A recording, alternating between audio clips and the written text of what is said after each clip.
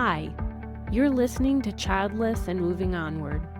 This is the place where we talk about thriving in life when you're a woman who is childless, not by choice, regardless of the road that brought you to childlessness. Hi, and welcome back if you've been here before. If not, welcome for the first time to episode 77 of Childless and Moving Onward. I'm your host, Gail Miller. I'm a speaker, life coach, and physician, and I also happen to be childless not by choice. Now, it is part of my life, but it doesn't define me. Not defining me doesn't mean I don't have grief from this. It doesn't mean I don't have bad days or times where I'm triggered and feeling awful. But this is about dealing with all of that and reaching a point where the pain that I carry with me all the time, it doesn't run my life. And that's what my goal is for you as well. So on last week's episode, I talked about the unfairness of situations where other women who have children are either abusive or neglectful. Sometimes it's situations that we read or hear about from news or social media. Sometimes it hits very close to home with a relative or someone in our personal circles. And it can lead to wondering, why them and not me? What's wrong with me? Why is it that fate decided someone who is abusive or neglectful would be acceptable to be a mom, but not me?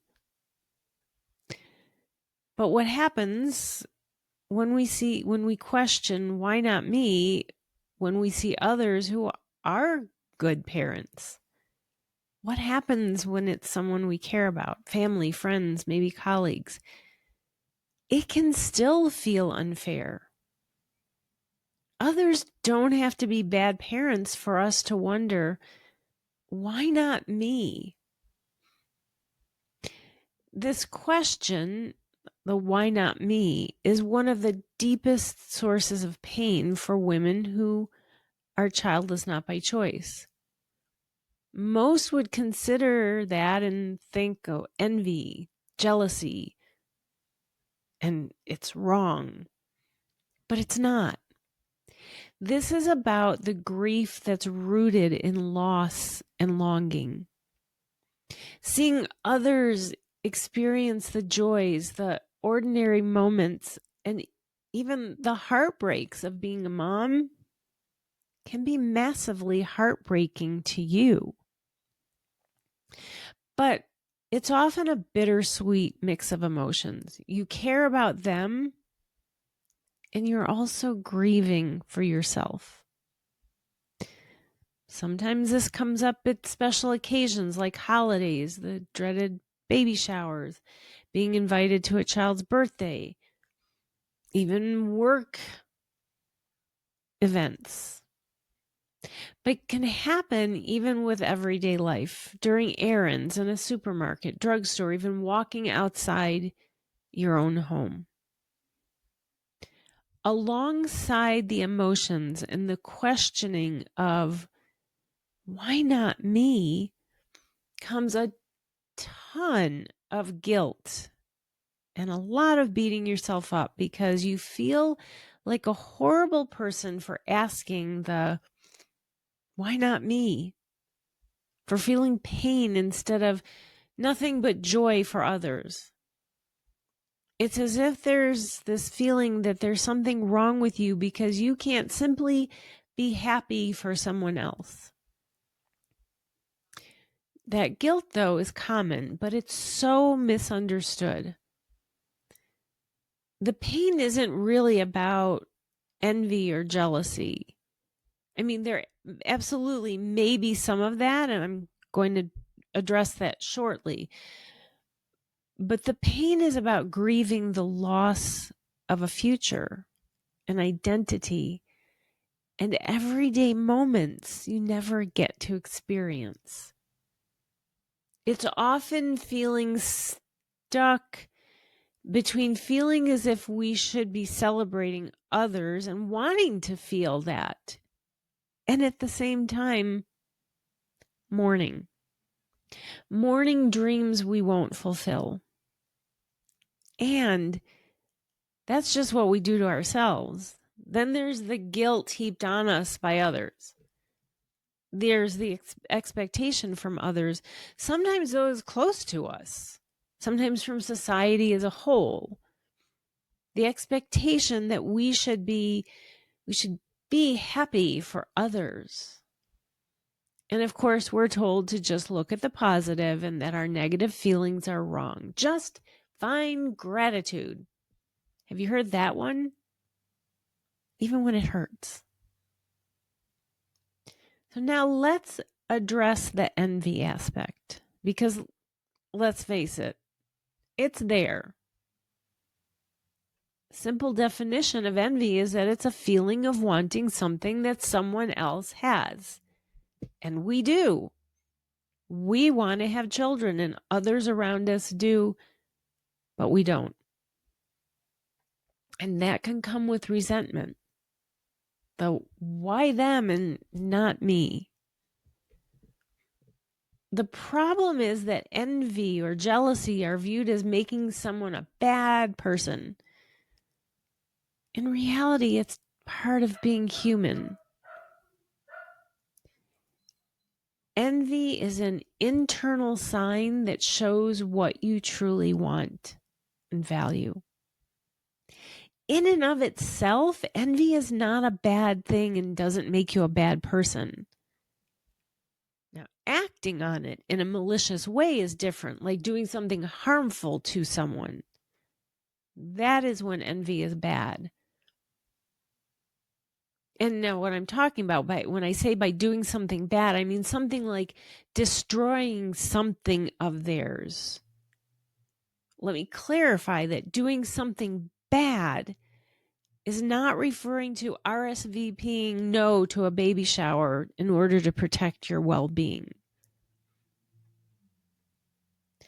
The struggle that comes with the why them, why not me, creates a conflict. It's an inner tug of war between finding happiness for others and the pain of what never will be. It leads to feeling selfish and broken because, as usual, just look at the positive and also how terrible that you aren't happy for, fill in the blank of whoever is being referred to. But feeling this way doesn't mean there's anything wrong with you as a person. And in fact, it's the opposite. Feeling this way is a natural response to a deep and often unrecognized grief, one that's usually not acknowledged in everyday life. Allowing space for grief and giving yourself permission to feel pain isn't selfish. It's actually part of the path of healing. These feelings are about coming to terms with two truths: caring about others and at the same time caring for yourself and honoring your own loss. Realizing that feeling both sadness and love at the same time is not a contradiction. It shows empathy and courage, and it doesn't deserve guilt. In reality, it can be really hard to get rid of that guilt, considering how it's been such a focus in life. The expectation to only have happy feelings and thoughts. But it's difficult because there are layers of grief involved. Grief for the experiences missed, for the imagined life that isn't going to happen, and for the future that will look different than you planned. And it only feels worse in situations that highlight celebrations of motherhood in some way, but for those who are childless not by choice, that highlight isn't just of the celebration for others, but of the absence you feel. Despite the saying that comparison is the thief of joy, it's still common to compare ourselves to others who have what we yearn for. I mean, it's pretty inevitable. It's human. And it happens at some point. It's easy to slip into thoughts of what's wrong with me, or was I not good enough? Now, our heads can tell us not to think that, but pain will often overpower reason. One of the hardest lessons is recognizing that grief isn't a sign of weakness, right? When it comes to this tough stuff, including the difficult emotions, we're told to just push through. We're told to get over it. As if the feeling of pain that comes with being childless not by choice, those feelings are as if they're wrong and we're pathetic for feeling the way we do. We're weak. So how do we live with this pain without letting it ruin our lives? And how do we watch others with what we want but can't have? How do we find the happiness for others and navigate the pain for ourselves without feeling selfish and like we're horrible people? And how do we realize there is nothing wrong with us, that we're not terrible people? Start by ending something, and that is ending self-judgment for feeling envy, for feeling the pain, and instead begin self-compassion. Recognize that envy is a human emotion and it's common. Treat yourself kindly. Acknowledge that it's difficult to see others having what you want and you're over here struggling. And know that you aren't alone in feeling this way. Next, separate your self-identity from envy. Experiencing envy doesn't mean you are an envious person. That is not your identity. Your emotions don't define you. When emotions arise, like envy, observe them without judging them and without shaming yourself.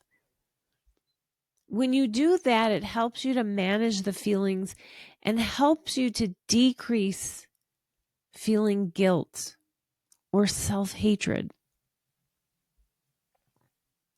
Validate your feelings. Don't judge them. Tell yourself that jealousy doesn't mean you are a bad person. Your emotions are signals to yourself. They are not failings. When you accept your feelings and that they are normal, it helps with healing and well-being. Living with involuntary childlessness, it's a process. It's not a straight path. It ebbs and flows. The pain of why not me may not, probably won't ever go away completely. But that doesn't make you a bad person, and it doesn't define you or your value. Now, if today's episode resonated, know that your feelings are real and valid. Reach out and tell me what this meant to you. What are your thoughts? All right, that is the end of today's episode. I will be back with you next week. Thanks for listening. If you liked this episode and you know someone who could benefit from this podcast, please share it with them and post about it on social media. There are many other women who are looking for this help and would love to know about it. To catch all the latest from me, you can follow me on Instagram at Childless Path Onward or on Facebook and YouTube at Path Onward. Thanks again, and I'll see you next time.